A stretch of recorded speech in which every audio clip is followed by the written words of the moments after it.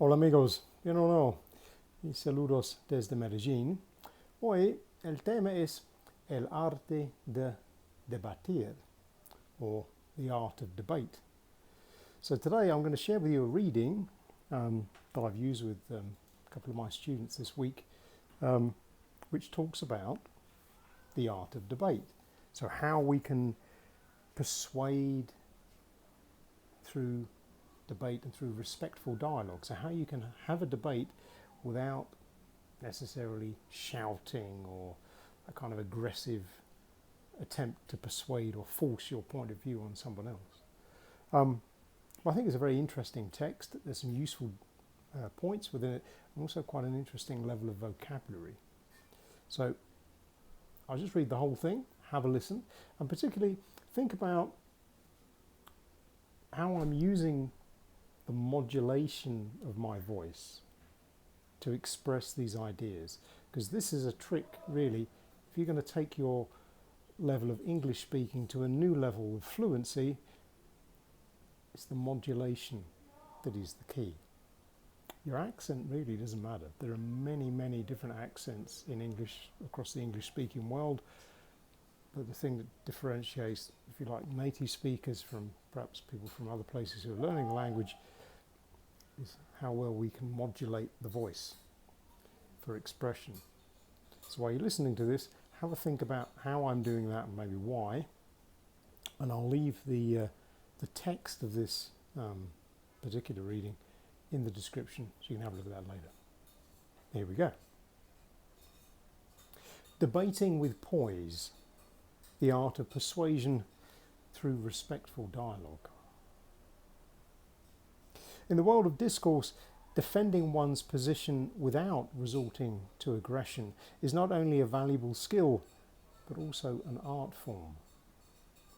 It requires a combination of intellectual rigor, emotional intelligence, and social grace. True mastery of this art begins with the ability to remain calm and composed, even when faced with strong opposition or emotionally charged arguments. The key is to approach the discussion as a collaborative exchange rather than a combative one. Instead of seeking to dominate or win the debate, the goal should be to express ideas clearly, listen actively, and find common ground wherever possible. At the heart of respectful debate is the principle of empathy.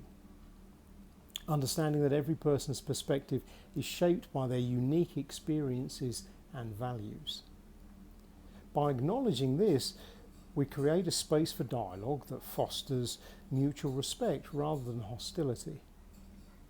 It also allows for the use of persuasive language that is assertive but not abrasive. Words like consider, perhaps, or could it be serve to open the conversation, inviting others to reflect on your point rather than feel attacked by it. Another crucial element is precision in language. Often, aggression in debates stems from vague or ambiguous statements that leave room for misinterpretation. Being specific and clear in presenting your ideas reduces the likelihood of miscommunication and helps the discussion stay grounded in facts and logical reasoning rather than spiraling into emotional reactions. In this way, the act of debating can itself be seen as a form of art, one that combines the clarity of logic with the elegance of language. A well-structured argument, much like a well-crafted work of art, draws the listener in, engages their curiosity, and leaves them with a new perspective to consider. Ultimately, the art of debating with poise and respect is not just about convincing others of your viewpoint. It is about enriching the conversation and contributing to the collective search for truth and understanding. So there we go. I hope you enjoy that one. As I say, I'll leave the text of this in the description. But for now, from Medellin, we'll say cheerio.